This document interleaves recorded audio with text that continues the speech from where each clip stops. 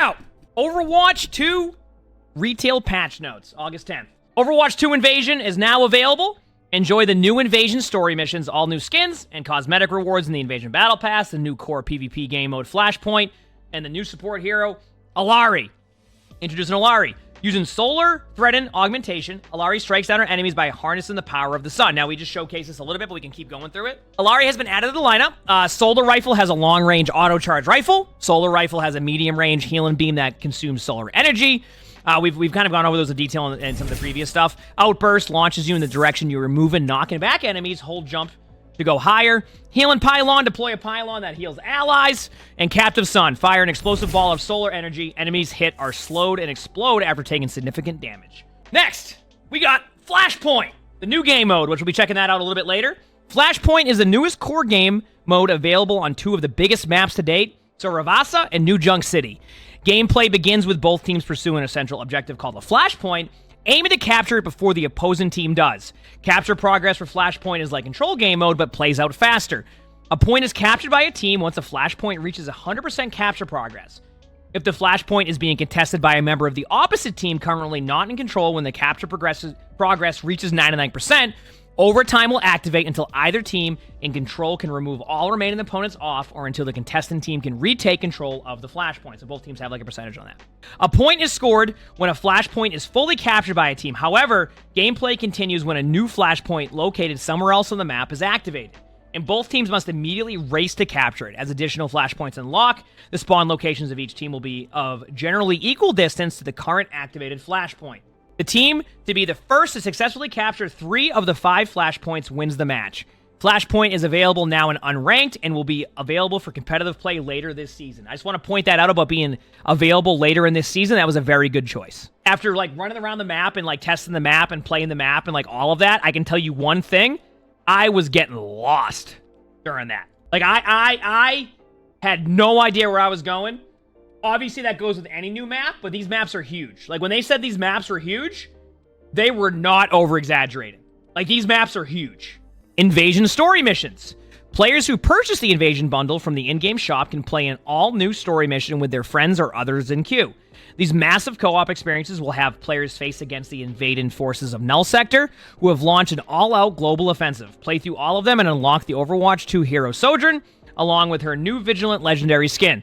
Players can access the story missions can be accessed through the Winston's desk in the missions card in the play menu, where players can explore the story missions hub and new intel database. Playing missions and completing various goals will unlock lore entries, movies, never before revealed details about your favorite heroes and characters, and clues about the future of the world of Overwatch. So, obviously, that's the Invasion story missions. We'll be playing these a little bit later. I think we have a plan to play with Seagull, CarQ, and Flats.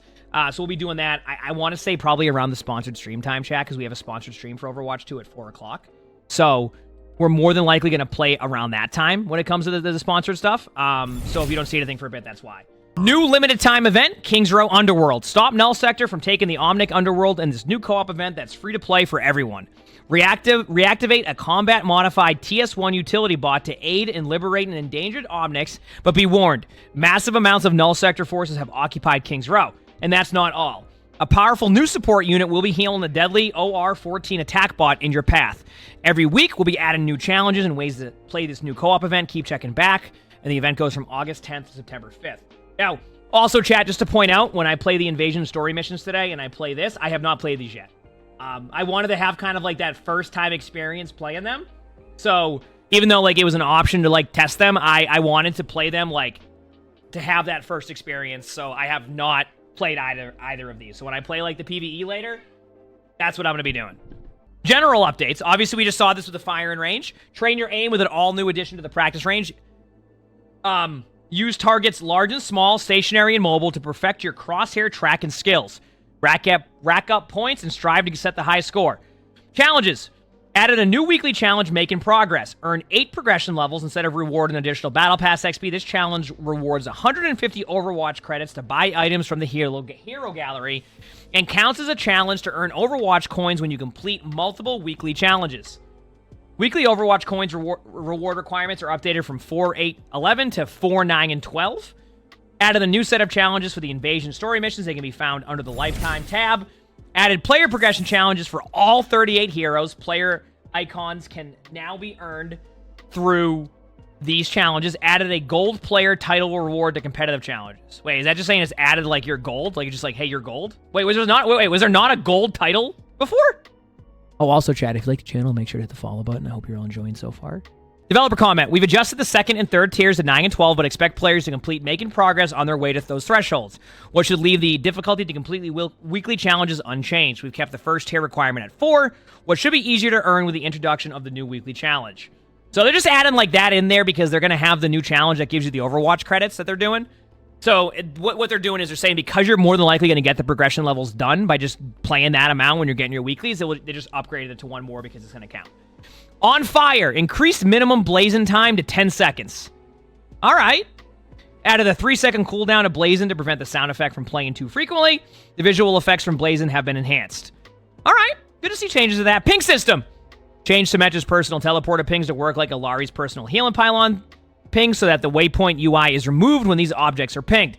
Fixed Lifeweaver ping and enemy pedal platforms as they belong to him. Health packs are now pingable. Wait, health packs are now pingable? So, like, I can officially be like, hey, this is a health pack to my teammates? Let's go! So, like, instead of, like, when you're playing support rather than heal them, you can just link where that's at. Text chat. The unfiltered settings for all text channels have been removed. Players will have a choice on their chat settings between friendly and mature. Players that had previously set text profanity filters to unfiltered will now have applicable filters set to mature. And then text chat talks about, like, using the in-game tool. Top 500 leaderboards! The number of wins required to appear on the top 500 leaderboard has been increased from 25 to 50 for consistency with our other competitive game modes. Now, I want to talk about this for a second, and I'm going to be honest with you, chat. I feel like this won't necessarily solve the issue of people camping on the leaderboard. It will just require a few more games played. I think it's more of like they want to make changes to the top 500 leaderboards, but I think it's kind of like a bit of almost like a Band-Aid fix as they try to figure out ways to make the leaderboard more competitive. As they try to make the leaderboards a bit more competitive. So this is something they're probably putting up there for now. So it requires 50 wins now instead of 25. And now, chat, we are now going to the hero updates. We got the patch notes and all the heroes. Let's do this. Let's read the patch notes. Slim Jim Daddy, thanks for the 4 months of the Features Crown. Thank you. Hope you have an amazing day, too. Let's go read this, have some fun. And yeah, go from there. All right, hero updates. Armor health damage reduction is now additive with other sources of damage reduction. It has a maximum cap of 50%. Armor damage reduction was okay, I'm not doing that again. With damage reduction from abilities, creating situations where certain heroes were much more difficult to damage than intended, since they were bypassing the damage reduction cap. Orisa. This change will smooth out some of the extreme spikes in survivability. Orisa. Okay. Diva. Boosters cooldown reduced from 4 to 3.5 seconds. Anytime I see Diva buffs, that's what I'm talking about. Now, I think they're making this change happen because Winston's able to, like, kind of jump out a lot of the time. So this is kind of trying to keep Diva more on pace with Winston because Winston's been extremely strong. So having the ability to have your cooldown up a little bit more frequently gives Diva a little bit more ability to kind of make those plays back and forth rather than kind of being, like, stuck on a cooldown waiting for something to happen. So it's not like a huge buff for Diva, but it certainly is going to make Diva play a little bit better, especially when you need to get back to your team. Basically, Diva's playstyle is you peel for your teammates and you don't peel for your teammates, and it's just a good way to go about it. It allows you to peel for them a little bit easier. So cooldown reduced from 4 to 3.5. The next one, eject mech. Pilot is now damage immune for 0.4 seconds while ejecting. This is a buff and a nerf. I'll explain why. Buff because now someone can't randomly right-click you because one of the strategies is when you're in your suit and you're ejecting out, what will happen is that you'll just fall over. You'll fall over. Now, I'll say why it's a nerf for a second. Some games, not all games, and this is more for top 500, people will stagger Baby Diva. So what I mean by that is people will do a bunch of random damage to Diva, and now that little extra damage outside of the suit initially, Baby Diva will have a little bit more survivability, which is good, but also can result in you getting staggered more. I find it more as like a net buff, but if you're playing in a lobby that's like, stagger the Diva! Stagger the Diva! Like, it can be a little bit easier now that when the Diva gets demeched, you can't do that initial damage. So this gives you more opportunity to survive as Diva, but also there's a slight chance you might get staggered. All right? So that's what we have for Diva. Oh, wait, let me read the... Developer comments. Once Diva's mech was destroyed, there was a window of time where the pilot could be damaged or killed before the player fully had control over their character. Example would be you right-click Zarya. As Zarya, you right-click the Diva mech, and then Baby Diva would fall over. With this change, Diva can no longer be damaged by things like explosions or melee attacks before the player fully transitions control from the mech to the pilot. Alright, on to Doomfist now. Seismic Slam. Cooldown reduced from 7 to 6 seconds. And Power Block. Now reduces damage from stuck projectiles. This is a Doom buff all the way through. 1, Doom now has Seismic Slam, which also is how you get your ult charge a little bit quicker a lot of the time, which I've seen. So you have more Seismic Slams, where you can go in, you can get out, you can play a little bit more aggressive if you want to. Power Block now, before, did not reduce damage from stuck projectiles. So if like Echo did damage to you, even like Pulse Bomb, Hinder, now when you use Power Block, it reduces the damage from that. So now you can actually survive any of those plays. So this is like a direct buff across the board for Doomfist. Developer comments. Doomfist is performing well overall, but tends to have more deaths on average compared to other tank heroes. Lower on the... I mean, I probably don't help with that. Lower on the Seismic Slam cooldown will reduce downtime in his ability rotations and translate into more survivability due to the increased mobility and potential for generating overhealth more often with his passive ability. Additionally, Power Block will now always reduce explosive damage from a projectile stuck directly to Doomfist, even though normally you have to face the direction of the incoming damage to block it. So no matter what, yeah. Okay. Ramatra. Block. Block now reduces damage from stuck projectiles. So that's just being consistent. Also a buff to Ramatra. Annihilation. Ultimate cost increased 12%. Makes sense. Ult was really easy to get because of the AoE damage you did. So this is kind of like a nerf and a buff for Ramatra. Basically, the stuck projectiles thing to be consistent with Doomfist, but at the same time, your ult takes longer to get. Ult was easy to get because when targets are all stacked together and you're just able to like Nemesis form punch with that survivability, it led to... And also, keep in mind, with the new armor changes, I think it might also nerf Ramatra slightly, but I still have to test that, all right? Developer comments. Similar to Doomfist's Power Block change, Ramatra's block ability will now always apply damage reduction to projectiles stuck directly to him.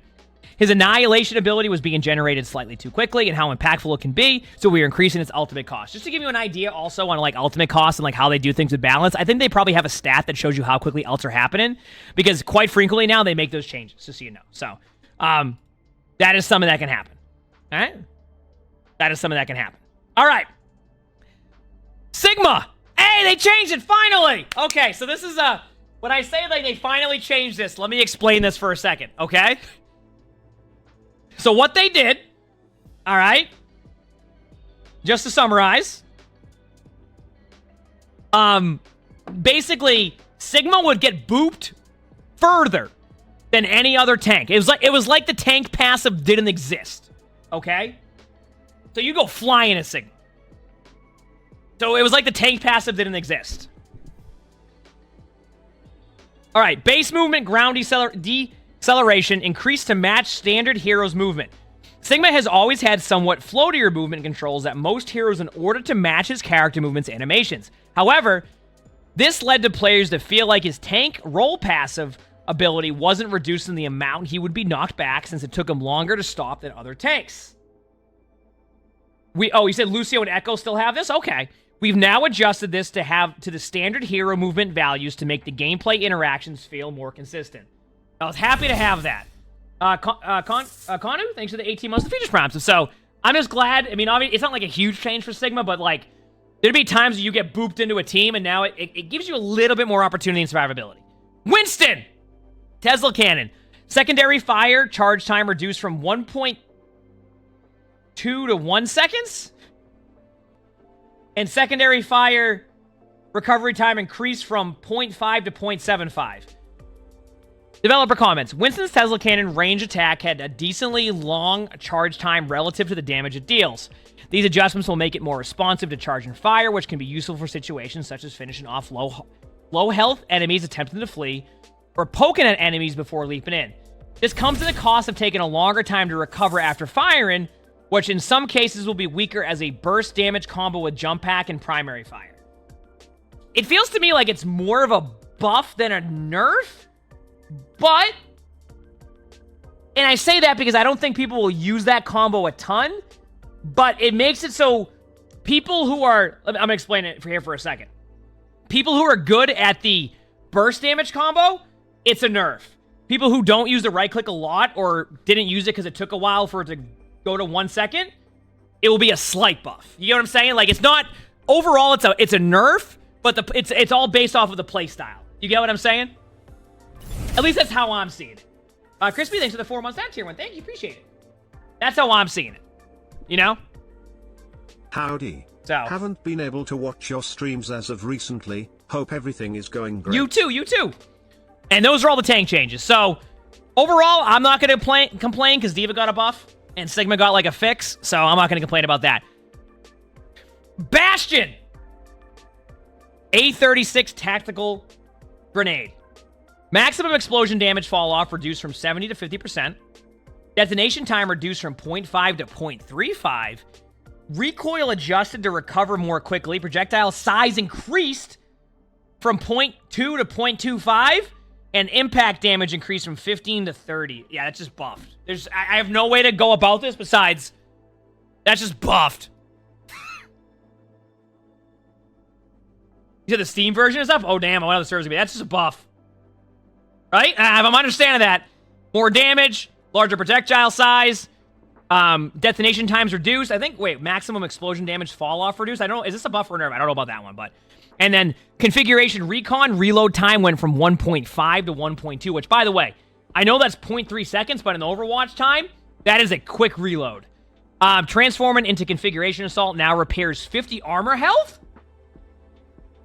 So wait, if you go into turret form now, you get 50 armor. Uh-oh. It repairs it. Configuration artillery. Target state movement and speed increase from 20 to 25 meters per second. I know exactly what that means. So basically what that means is it's better than it was. Developer comments. There are several small tune-in adjustments to Bastion. Here where the goal of improving overall effectiveness, as Bastion's weakness of being a large and immobile target has proven tough to overcome even with such powerful damage potential. So now, not only you're going to do more damage. Yeah, there you go. See, I knew that. Yeah, I knew that. What are you talking about? I knew that one. All right, I knew that one. All right, Cassidy. Okay, so I want to talk about this for a second, okay? Because I have thoughts on this for a second, but I'll explain why in a minute. All right? All right, Cassidy. Base health increased from 200 to 225. Peacekeeper damage fall off range rescaled from 25 to 45, or 25 to 45 meters to 25 to 35 meters. Now listen, hear me out. I think the fall off range being rescaled is a good thing for Cassidy. I feel like every time they reduce it, it makes it really difficult. You know what I'm saying? Like, I feel like Cassidy struggles a little bit. When that, like... Wait, is it 25 to 35? It's a nerf. Wait, that's a nerf.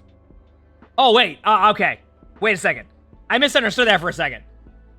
That's a nerf. So, yeah, the range. Okay, so I was about to say, like, whenever they reduce the range, it makes Cassidy a lot worse, and now I'm reading it correctly, and it's a nerf.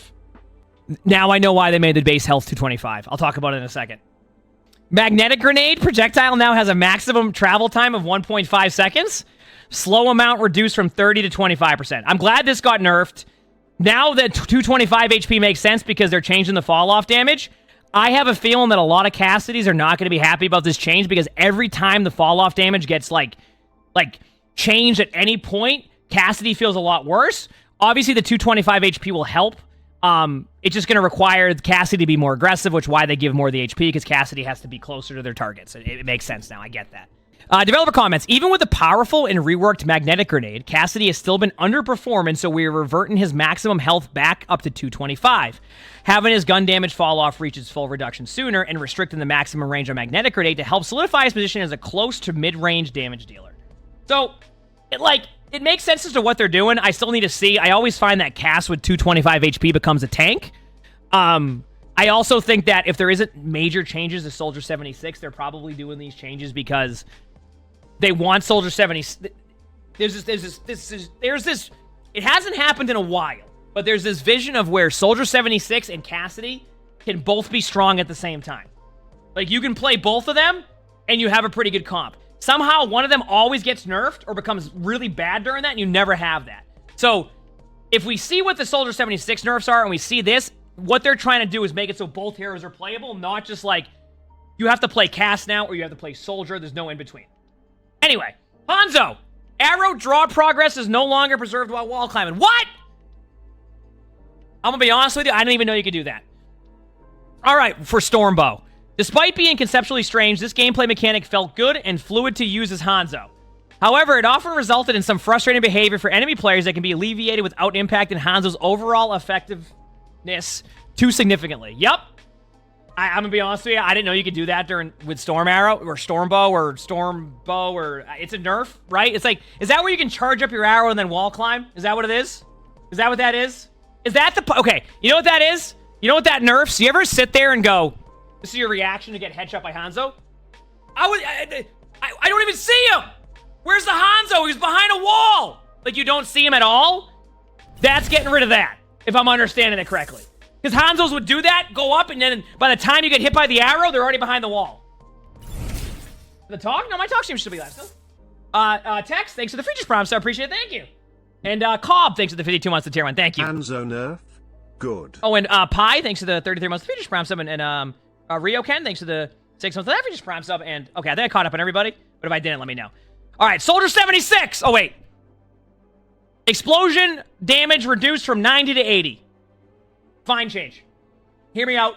I am happy that if they're gonna nerf Soldier 76 right now, they're going the route of like Helix Rocket rather than damage. And I'll explain that in a minute. Tactical Visor, ultimate cost increased 10%. So, looking at this, I understand both of these, and I'll explain why after I read the developer comments. Soldier 76 became much more deadly after his last round of changes, so that we are reverting the Helix Rocket explosion damage to lower his burst damage. We are also increasing his Tactical Visor ultimate cost to help account for his overall increased damage output, both during the ultimate and leading up to it. Actually, on top of that, for Tac Visor, even though it's like a small change, Healing Station also got a bit of a buff over the past couple seasons, so you were getting your ultimate even quicker. So it's a mix of both like the damage output that you have with the increased damage to 19, as well as the healing going up. I know, like, in general, you're not using Healing Station to heal your teammates up all the time, but believe it or not, that ult charge actually adds up quite a bit. So the 10% is totally fine.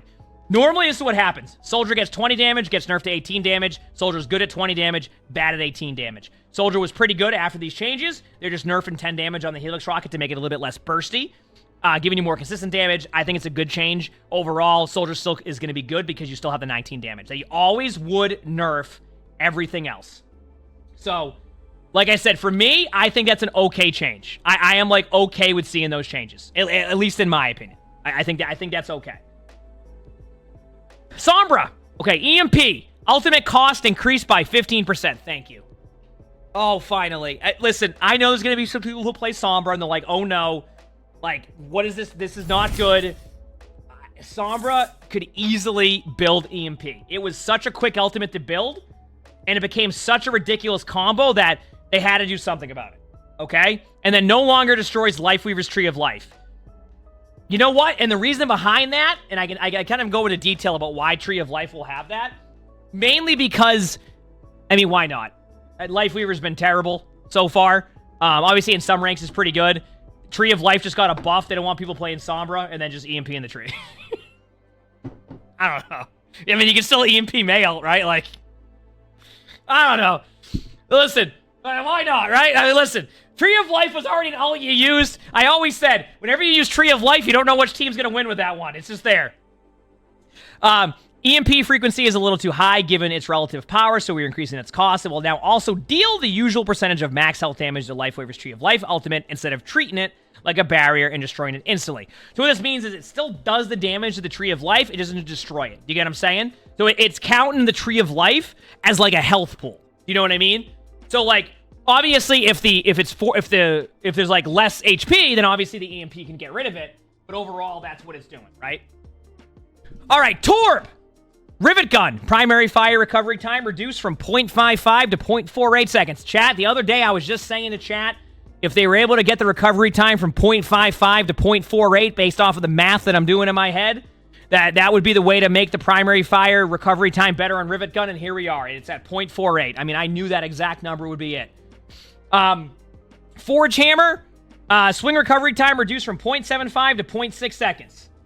Hey, all right. And weapon swap time reduced from 0.5 to 0.4. Basically, this is just a buff to the weapon and switching between weapons. So we're continuing to add power into Rivet Gun, as the previous changes didn't quite make up for the turret damage decrease. In addition, we are also improving the Forge Hammer swing speed, so that it's more effective to repair a turret while it's under fire, or be able to run at somebody down mid and be able to hammer them and get more hammer kills as Torb. That part wasn't a part of the developer comments, but that's what it's going to be used for. Those are the DPS changes. On to the support changes. We got Ana. Biotic Rifle. Damage and healing per projectile reduced from 75 to 70. Unscoped projectile size increased from 0 to 0.1. Wait. That's pretty good. The projectile size increase, though? That's good, right? Not the Ana damage and healing, but I'm saying, like, unscoped projectile size. Let me see. Ana's damage breakpoint change has proven too effective overall given her long range, so we are reverting it back to its previous value. We are also increasing the size of unscoped projectiles when firing at enemies. Her projectiles have always had a larger size for allies, which should help them land more consistently against close-range threats. So yes, your unscoped projectile size is now a bit larger.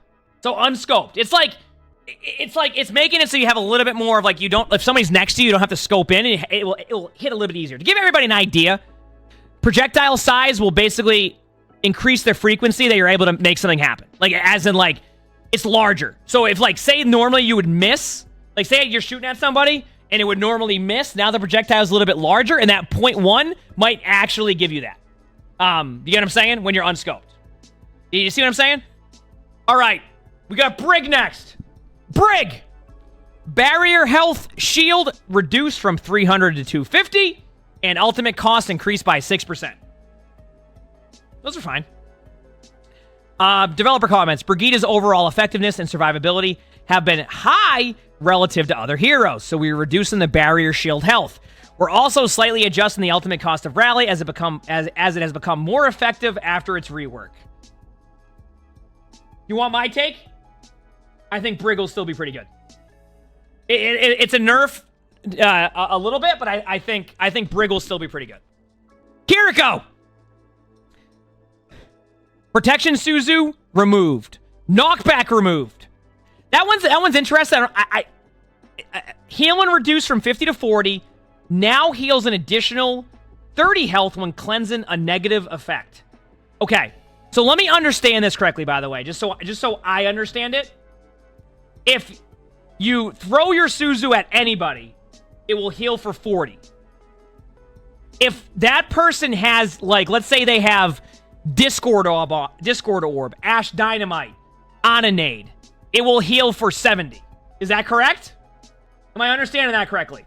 So if there's something to actually cleanse, it heals for 70. If there's nothing to cleanse, it heals for 40.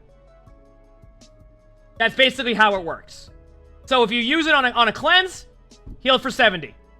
If they're not cleansed, heals for 40. Sounds like a pretty good change. Basically gives you more of, like, that decision making, like, okay, I can use it on, like, this target, etc. Also helps when a target's, like, purple.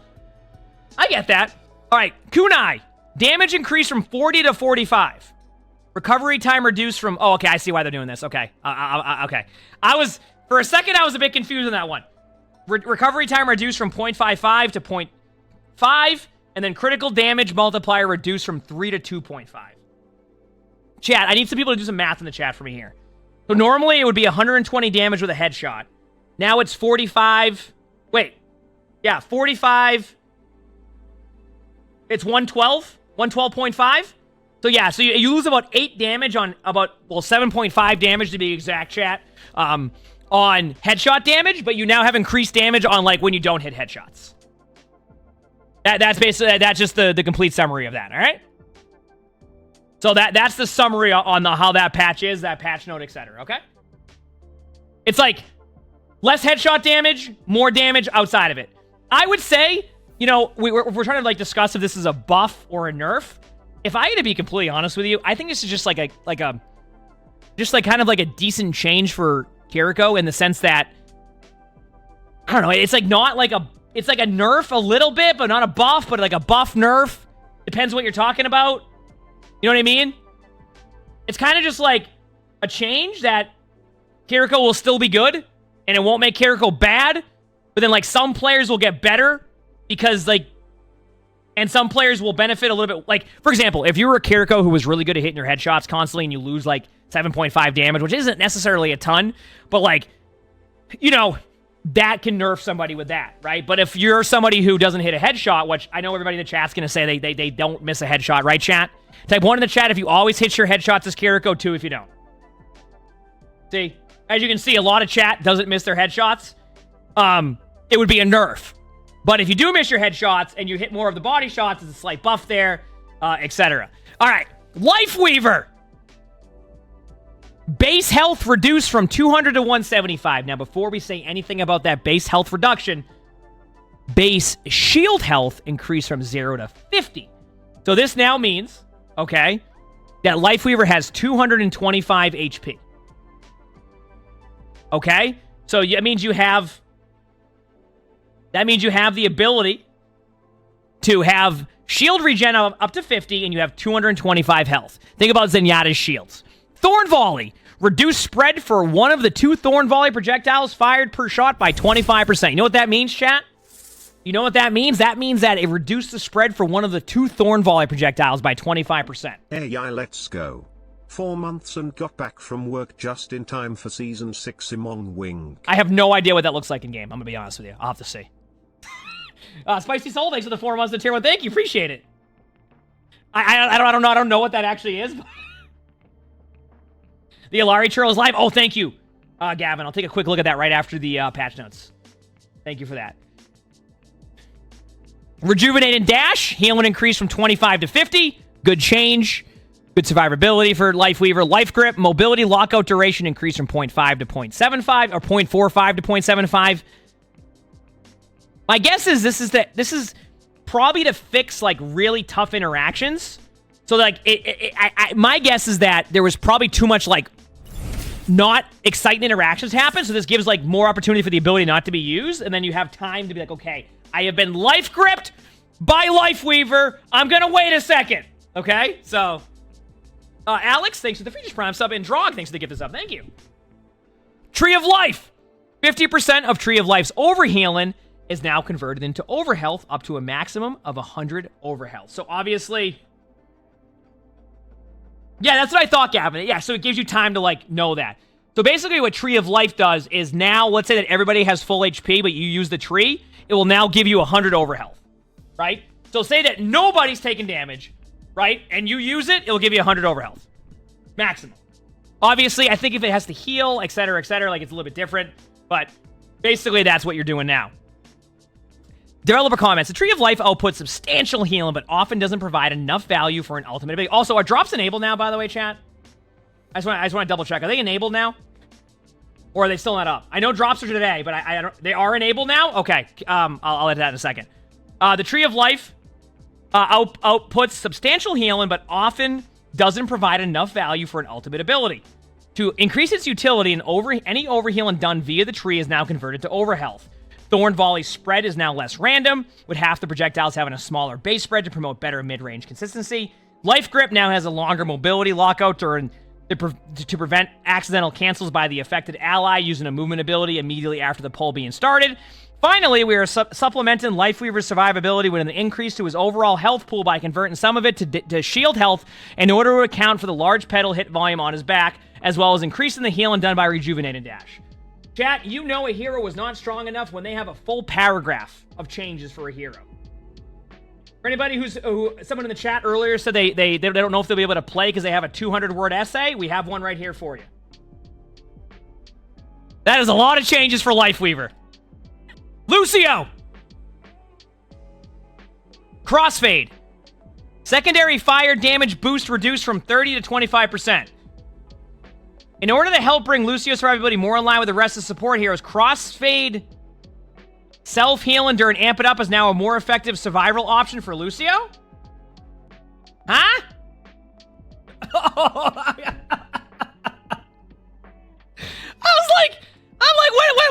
what is going on here? I'm like, when was there ever a damage booster? Like a... Oh, okay. Okay. 1 second. Let me let me go back to the patch notes. Is it good now? Oh, there we go. Wait, where's Mercy now? Lucio. Sound wave cooldown reduced from 5 to 4 seconds. Wait, does that mean I get booped every... Okay. And then crossfade. Speed boost now also... Oh, wait. Where am I? Oh, wait. My bad. I went too far down. Chat, listen. Listen, chat. Listen. I got so confused for a second. I'm like, where am I? I went really far down there. Chat, I was just making sure that everybody here was seeing where we're at in the patch notes. Chat, you did a great job of reminding me where to look there.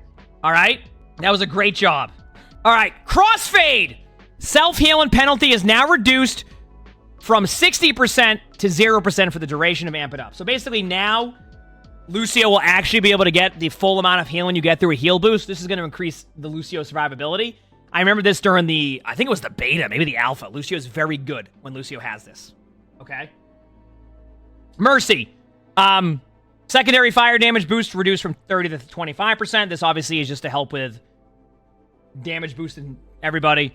Damage amplification effects have been an often discussed topic lately, and Mercy has been performing strongly at all skill ranks.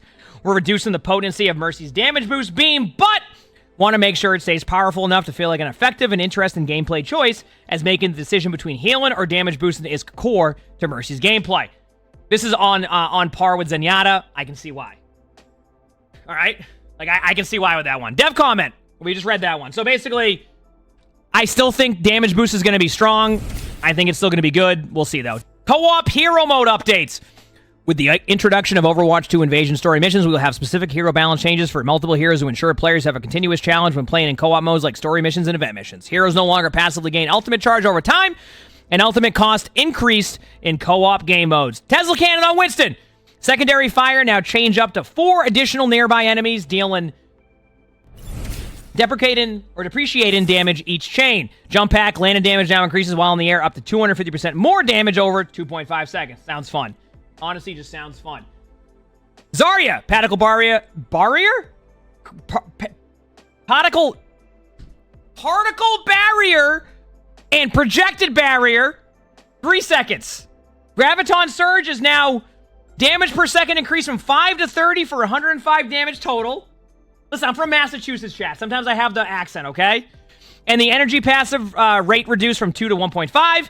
Deadeye now has an initial charge rate increase from 130 to 325. That's probably against bosses. Ramp charge increased from 260 to 650. Now has a maximum damage cap of 1560. This is probably for bosses. I mean, it's cool they're doing the PvE changes. Focus and beam damage increased to 85 from 50. Duplicate can now duplicate her allies. That's cool. Duration increased from 15 to 20 seconds. And ultimate charge rate multiplier increased from 4 to 9. Genji now does 29 damage. Keep in mind, this is PvE changes. Damage from 27 to 29, deflect from 2 to 3 seconds, and Dragon Blade is now 8 seconds. Oh, remember when Dragon Blade was... What was the most Dragon Blade ever was? Was it 10 seconds or 8 seconds in Overwatch 1? It was something. May. Primary fire damage per second increased from 55 to 100 on the left click. Keep in mind, this once again is PvE. Farah, hover jets and jump jets now increase movement speed by 30%. Concussive blast increased by 30 from 0. Explosion damage increased to 35. Maximum fuel by 20%. Torb. Turret damage increased from 11 to 15. Tracer, ammo increased from 40 to 60. Damage reduced from 5.5 to 5. Pulse bomb, explosion damage increased from 350 to 550. If you're wondering why they were doing some of these changes, apparently during a lot of this stuff, a lot of Null Sector was complaining about some of like how strong some of these heroes were, so they put some buffs and nerfs in there. Apparently Ramatra was really key on this one. Brigitte, damage increased from 50 to 60. Rally, duration increased from 10 to 15 seconds. Rally does not increase barrier shield size in story missions. And Inspire passive healing total reduced from 75 to 55. Lucio Soundwave, which we knew that, chat. Cooldown reduced from 5 to 4 seconds. Crossfade speed boost now also increased attack speed by 20%.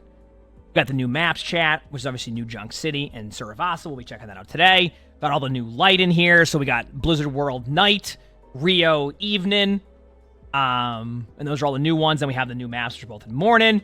Then we have a bunch of bug fixes. I'm going to be honest with you, chat. We have looked through a lot of patch notes right now. So if I see anything here that I want to bring up during this, there are, to anybody wondering, there are bug fixes that have fixed bugs.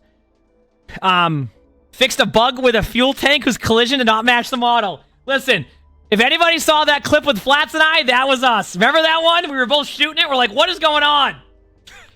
Remember that one? All right, Ash. I'm just looking at all these ones here. App.